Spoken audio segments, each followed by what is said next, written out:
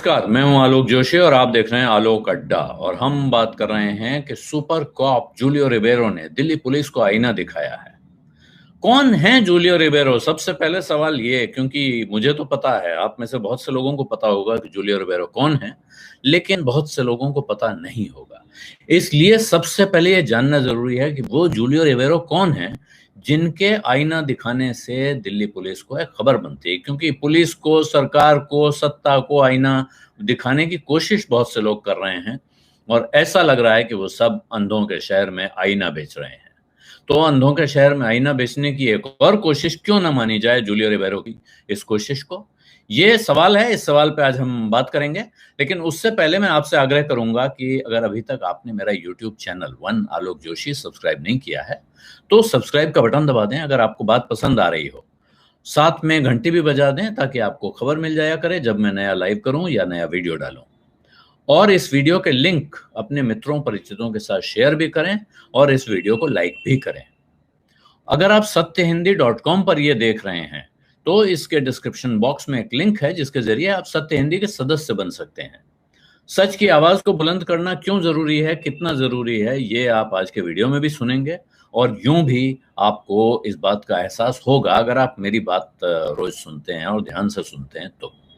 आप सिर्फ उस लिंक पर क्लिक करें, बाकी ब्यौरा आपको वहीं मिल जाएगा। अब प्रश्न है कि जूलियो रिबेरो कौन है और क्यों जूलियो रिबेरो की हम बात कर रहे हैं, जूलियो रिबेरो की बात करने की नौबत क्यों आ रही है। तो साहब, जूलियो रिबेरो के बारे में सबसे पहले मैं आपको बताऊं कि ये कौन है। जूलियो रिबेरो का पूरा नाम है जूलियो फ्रांसिस रिबेरो। ये मुंबई शहर में 1929 में 5 मई को पैदा हुए थे। पुलिस के एक रिटायर्ड ऑफिसर हैं, मुंबई के पुलिस कमिश्नर रहे हैं। लेकिन इतने से बात बनती नहीं है। जूलियो रिबेरो शायद पहले पुलिस अफसर हैं जिनको सुपर कॉप कहा जाता है। सुपर कॉप यानी कि सुपर पुलिस अफसर। कॉप पुलिस ऑफिसर को बोला जाता है अंग्रेजी में, इंग्लिश का स्लैंग था ये, लेकिन सुपर कॉप में बैठ गया है, फिट होता है। क्यों बोला जाता है? क्योंकि उन्होंने मुंबई में स्मगलिंग के ऑर्गेनाइज्ड रैकेट को बर्बाद किया। ये क्रेडिट जूलियो रिबेरो को दिया जाता है और इसी की वजह से उनको सुपर कॉप कहा जाता है। और जिस वक्त उन्होंने 1982 से 86 वो मुंबई के पुलिस कमिश्नर रहे, इस दौरान 1980 के दशक के बीच में उन्होंने मुंबई में ऑर्गेनाइज्ड स्मगलिंग, जिसको आपने फिल्मों में देखा होगा, ऐसा लगता है कि शहर को स्मगलर ही चलाते थे उस वक्त, उस पूरे रैकेट को ध्वस्त किया और इसी से उन्होंने अपना ये नाम कमाया जिसकी वजह से उनको सुपर कॉप कहा गया। इसके बाद वो सीआरपीएफ के डीजी बने, उसके बाद वो गुजरात के भी डायरेक्टर जनरल बने और इसके बाद उनसे एक ऐसा काम करवाया गया जिसके लिए वो गए थे, जिसके बाद उनकी सुपर कॉप पर एक और मोहर लग गई। सुपर से सुपर कॉप, सुपर से ऊपर आप कह सकते हैं। जूलियो रिबेरो को सुपर से ऊपर वाला कॉप माना जाता है। उनको पंजाब में आतंकवाद के सबसे खतरनाक दौर में पंजाब का director general of police, police महानिदेशक बनाकर भेजा गया और ये माना गया, इस देश ने उम्मीद की कि अब सुपर कॉप जूलियो रिबेरो आ गए हैं और पंजाब में आतंकवाद खत्म हो जाएगा। बहुत उन्होंने कोशिश की और बड़े पैमाने पे सफलता भी हासिल की। लेकिन पंजाब में आतंकवाद खत्म करने का श्रेय किसको दिया जाता है ये आप सबको पता है। उसके बाद जो जोड़ी आती है वो है बेअंत सिंह, जो मुख्यमंत्री थे, हालांकि वो खुद आतंकवाद के शिकार हुए बाद में, और केपीएस गिल जो रिबेरो के बाद वहां पुलिस महानिदेशक हुए। कहा जाता है कि उन्होंने आतंकवाद को खत्म किया। अब इस बात पे अलग से डिबेट हो सकती है कि पंजाब में आतंकवाद केपीएस गिल ने क्यों खत्म कर लिया और रिबेरो क्यों नहीं कर पाए। एक हल्का सा जिक्र मैं करूंगा जब इस बात के अंत में जा रहे होंगे उस वक्त। लेकिन अभी मेरा ख्याल है इतनी कहानी काफी है ये कहने के लिए कि जूलियो रिबेरो क्यों महत्वपूर्ण है, जूलियो रिबेरो का नाम हम क्यों ले रहे हैं और क्यों हम कह रहे हैं कि जूलियो रिबेरो ने दिल्ली पुलिस को आईना दिखा दिया। और मैं तो यहां तक कह रहा हूं कि दिल्ली पुलिस बाकी किसी की नहीं सुनते हो, कम से कम पद्म भूषण जूलियो फ्रांसिस रिबेरो की तो सुन लो, जिनको सुपर कॉप कहा जाता है और जिनको आप खुद बहुत इज्जत के साथ जिनका नाम लेते हैं। तो रिबेरो साहब ने एक चिट्ठी लिखी और ये चिट्ठी लिखी उन्होंने 12 तारीख को, और इस चिट्ठी में उन्होंने कहा और चिट्ठी किसको लिखी है? चिट्ठी लिखी है दिल्ली के पुलिस कमिश्नर को। ऐसा नहीं है कि उन्होंने कोई पब्लिक में बयान दिया, सार्वजनिक भाषण दिया। दिल्ली के पुलिस कमिश्नर को चिट्ठी लिखी और कहा कि दिल्ली सरकार शांति से प्रदर्शन कर रहे लोगों के खिलाफ एक्शन ले रही है, कार्रवाई कर रही है, जबकि वो भारतीय जनता पार्टी के वरिष्ठ नेताओं को नजरअंदाज कर रही है, जिन्होंने भड़काऊ और सांप्रदायिक भाषण दिए, ऐसी तकरीरें की, जिनसे दिल्ली में दंगा भड़का या नहीं, लेकिन दंगा भड़कने के ठीक पहले जिनके भाषण रिकॉर्ड पर हैं। और उन्होंने ये भी लिखा कि सच्चे देशभक्तों को आपराधिक मामलों में फंसाया जा रहा है।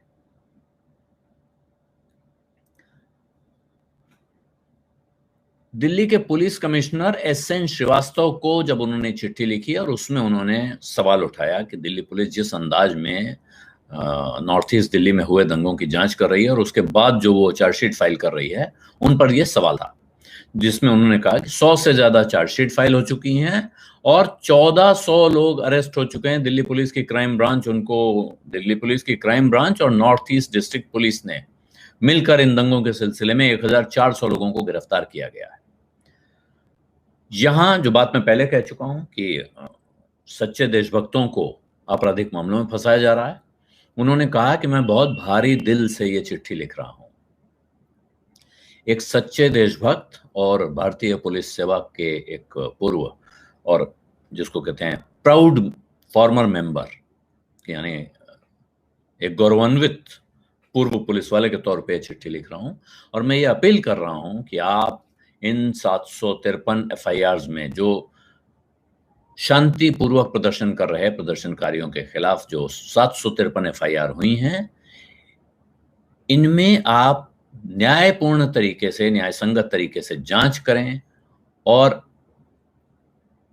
जो उनके खिलाफ पूर्वाग्रह की वजह से अन्याय हो रहा है और अल्पसंख्यक समुदाय के प्रति नफरत की वजह से जो अन्याय हो रहा है, उसको मिटाएं, उसको दूर करें।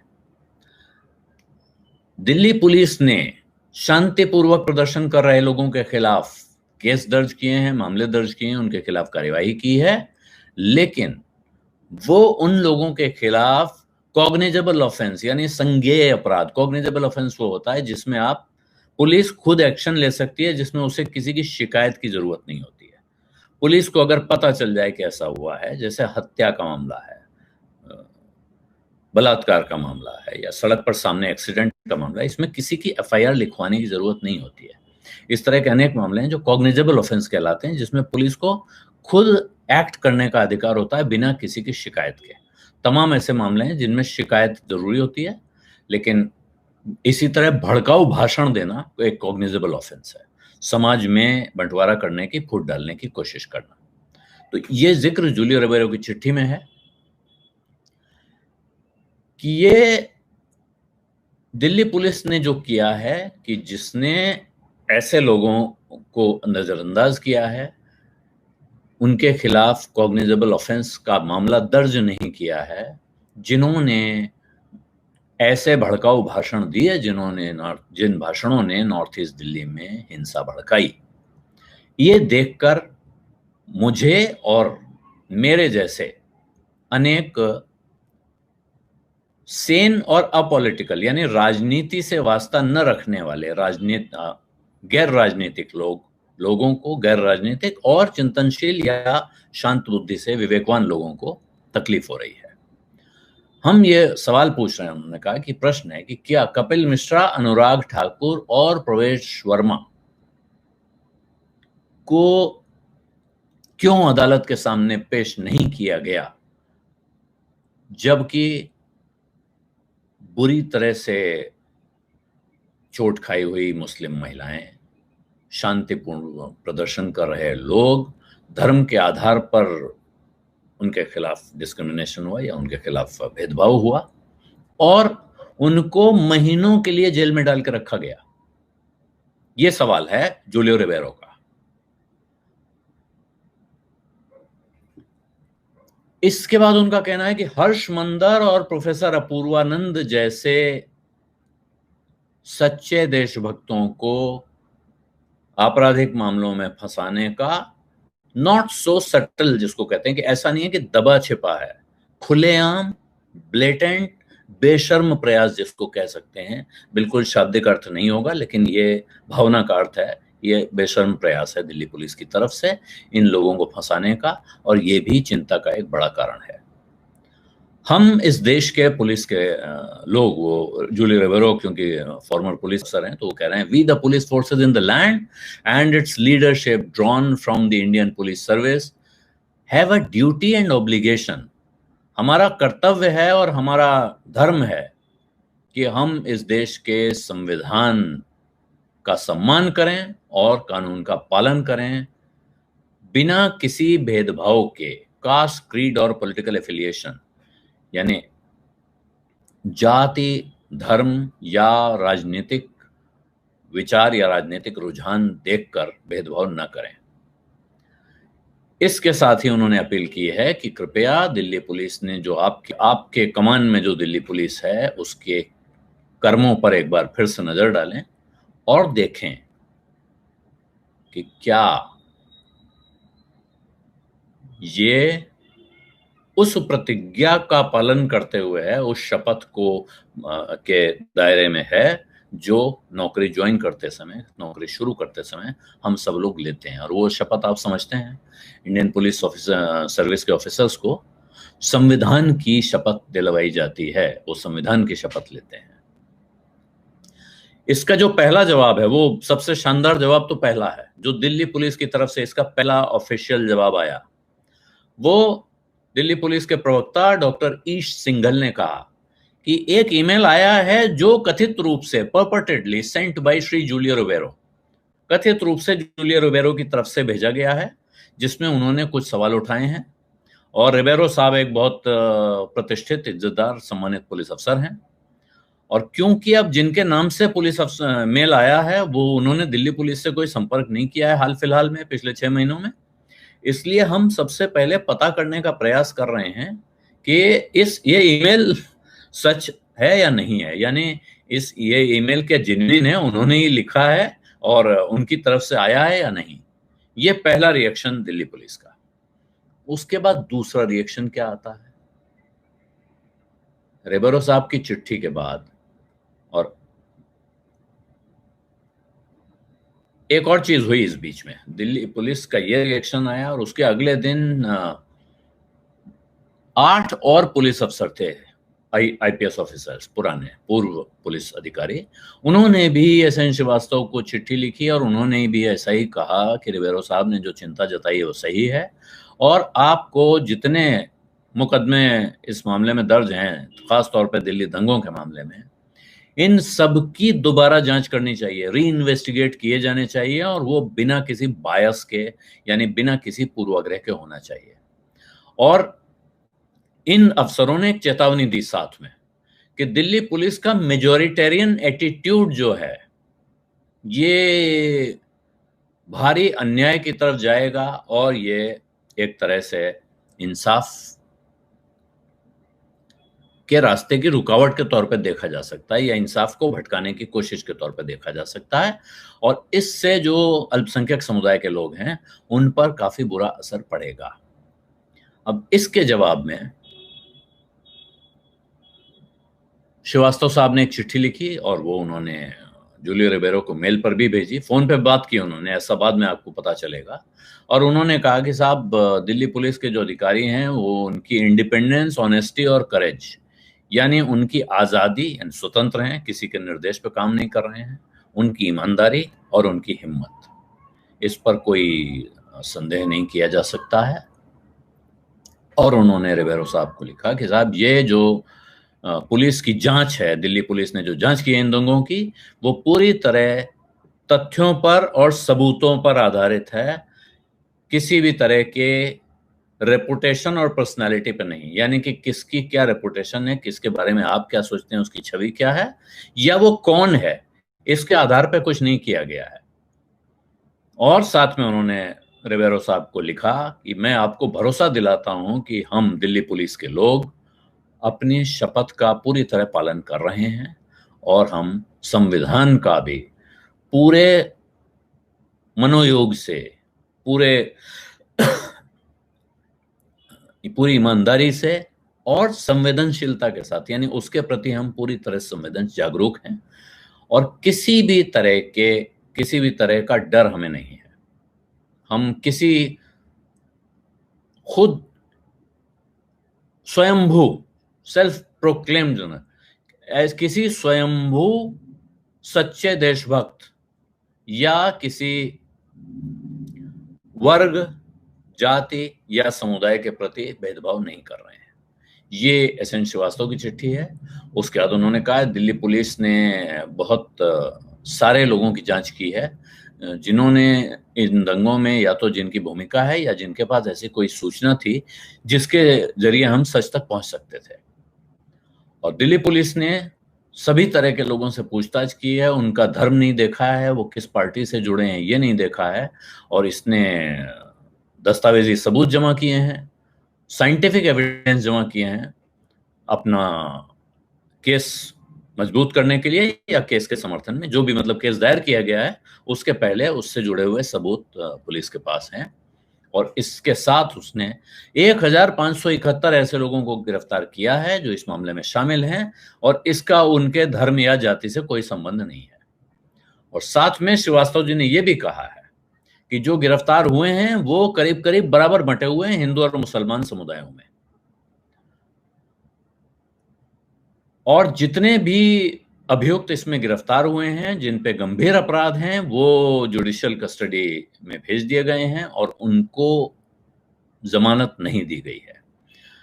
चार्जशीट बहुत से केसों में फाइल कर दी गई है जबकि कुछ मामलों में अभी जांच चल रही है। और साथ में दिल्ली पुलिस कमिश्नर ने फिर ये बात कही कि साहब ये तथ्य कि दिल्ली पुलिस ने इतनी बड़ी संख्या में यानी 715 एफआईआर की हैं इस मामले में, ये हमारा इरादा दिखाता है, ये दिखाता है कि हम फेयर डीलिंग करना चाहते हैं, यानी कि हम ईमानदारी से या सबके साथ बराबरी के साथ बिना किसी भेदभाव के काम करने में यकीन रखते हैं। ये इसका सबूत है, इसका संकेत है।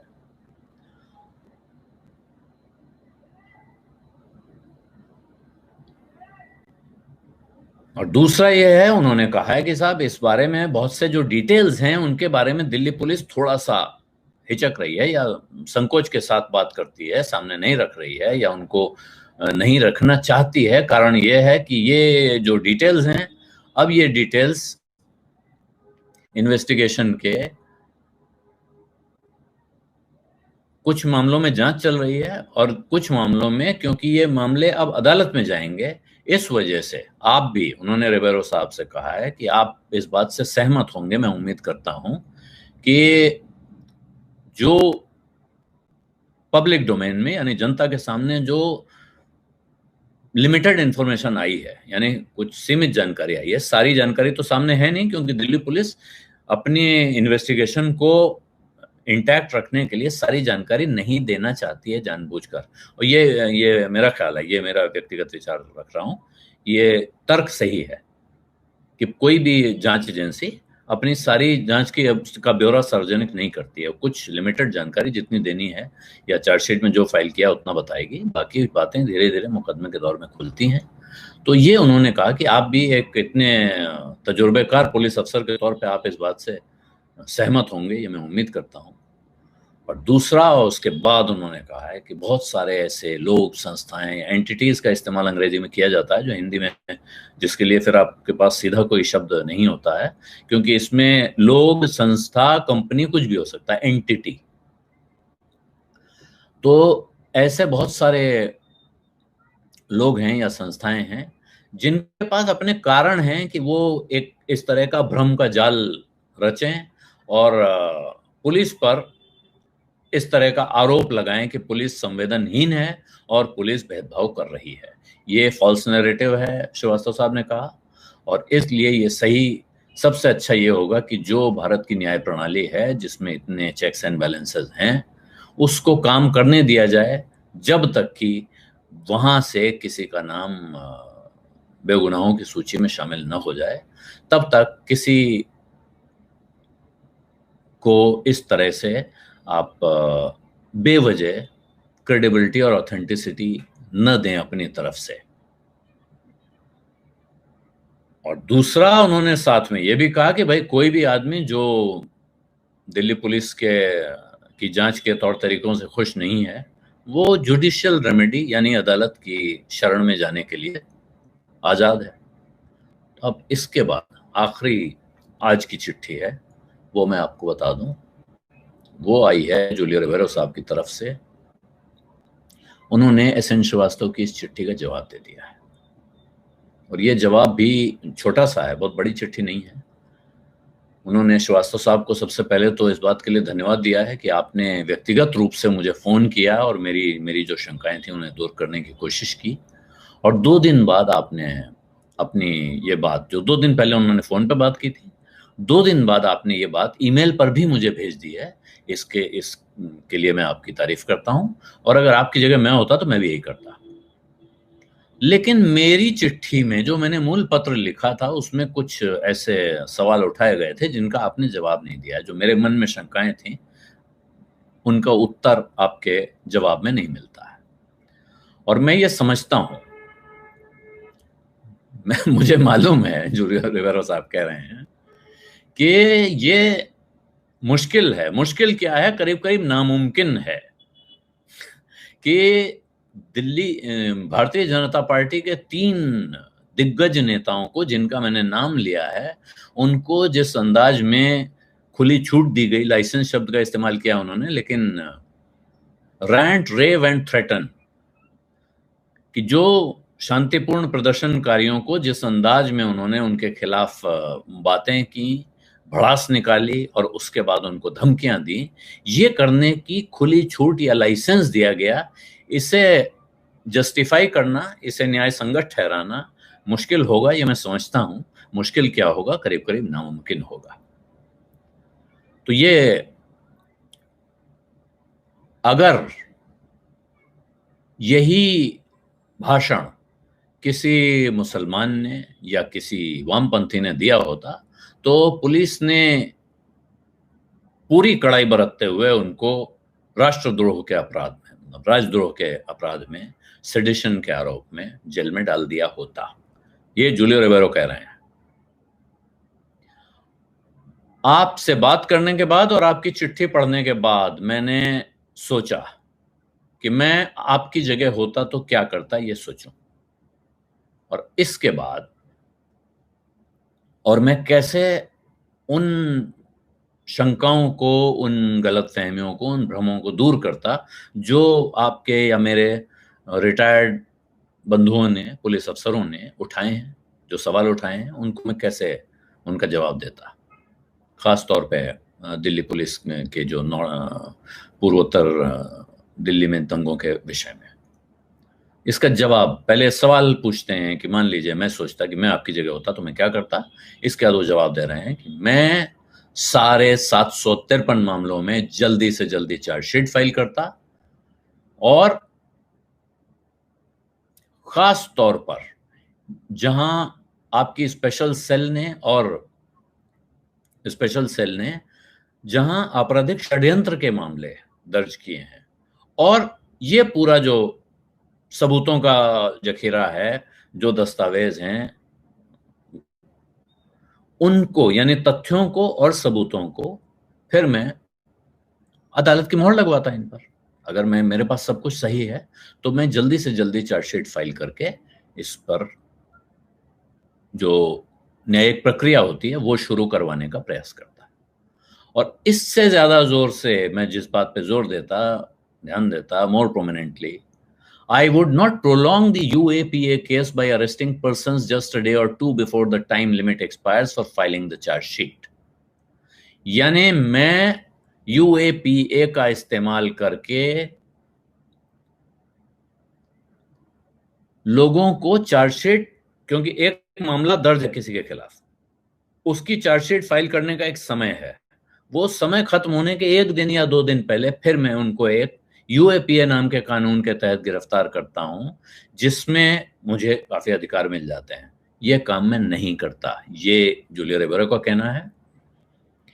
और खास बात, जो आखिरी लाइनें हैं 2 पैराग्राफ में हैं वो ध्यान से सुनिए, पहले इंग्लिश में पढ़ूंगा उसके बाद।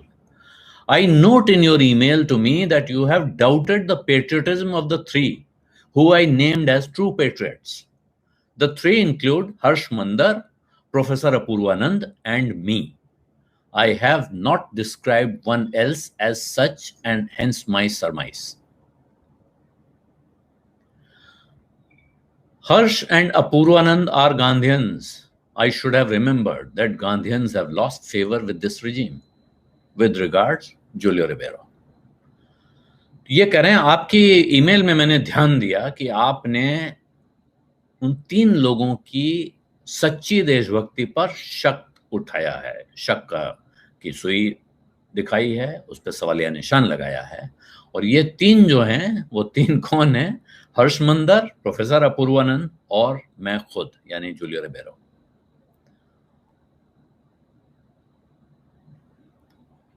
और इसके बाद रिबेरो साहब ने जो फाइनल लाइन कही है, और वो बहुत जबरदस्त और जोरदार लाइन है कि हर्ष और अपूर्वानंद गांधीवादी हैं।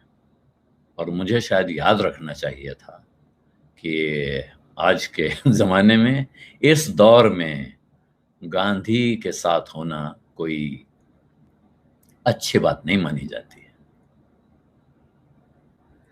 ये जूलियो रिबेरो के कहे पर क्या दिल्ली पुलिस को शर्म आएगी, सवाल यह है।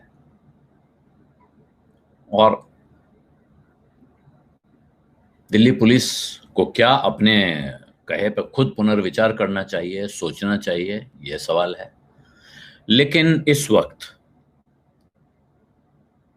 जूलियो रिबेरो ने सवाल दोबारा जीवित कर दिया है कि आप किसके साथ हैं, आप इस वक्त क्या गांधीवादी होकर रह सकते हैं। और अभी मैं 2 गांधी के बारे में 2 चीजें, एक प्रोफेसर पुरुषोत्तम अग्रवाल ने एक पुरानी किताब का फोटो डाला है, उनकी अपनी किताब है। हम सब भारत में कहते रहते हैं मजबूरी का नाम महात्मा गांधी, लेकिन पुरुषोत्तम जी की किताब का टाइटल है मजबूती का नाम महात्मा गांधी, यानी महात्मा गांधी मजबूरी का नाम नहीं, मजबूती का नाम था।